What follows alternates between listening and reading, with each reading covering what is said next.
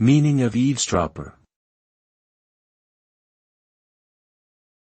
Eavesdropper.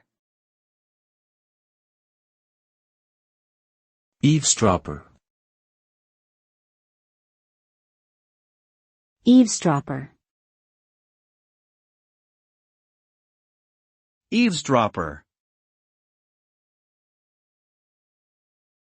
An eavesdropper is someone who secretly listens to private conversations or reads other people's messages without their knowledge or consent.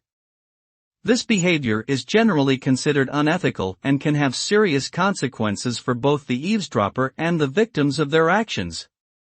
Those caught eavesdropping may face legal charges such as invasion of privacy or espionage. The act of eavesdropping can also damage trust and relationships between individuals or organizations.